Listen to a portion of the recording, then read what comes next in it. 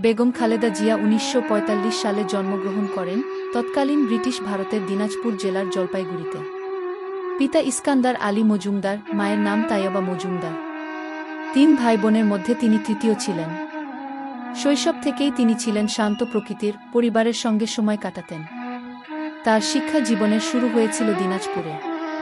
পরের সময়ে তিনি সরকারি বালিকা বিদ্যালয় থেকে ম্যাট্রিকুলেশন পাশ করেন, এরপর সুরেন্দ্রনাথ কলেজে পড়াশোনা শুরু করেন।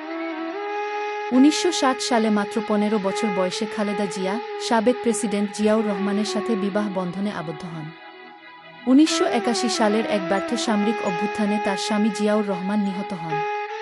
এই শোকাবহ ঘটনায় রাজনৈতিক বিপর্যয়ের সঙ্গে দেশও অস্থিতিশীল হয়। এরপর থেকেই খালেদা জিয়া রাজনীতির সাথে জড়িয়ে পড়েন।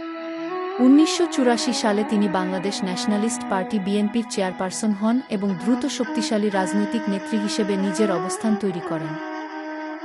১৯৯০ সালে সামরিক শাসনের বিরুদ্ধে যুগান্তকারী গণভ্যুত্থানে একসঙ্গে অংশ নেন তিনি।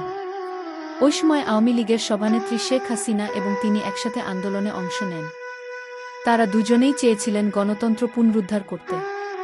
প্রথম গণতান্ত্রিক নির্বাচনে খালেদা জিয়া জয়ী হয়ে ১৯৯১ সালে বাংলাদেশের প্রথম নারী প্রধানমন্ত্রী হন।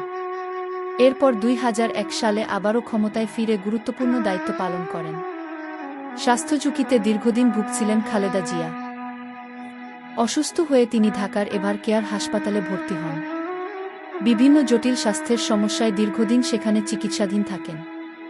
অবশেষে ৩০ ডিসেম্বর ২০২৫ সকাল ৬:৩০টায় তিনি ইন্তেকাল করেন।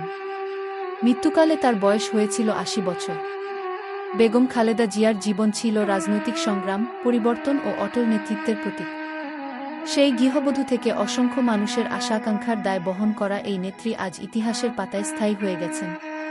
তার রাজনৈতিক জীবনের আলোছায়া দুটোই পরের প্রজন্মের জন্য ভাবনার বিষয় হয়ে থাকে।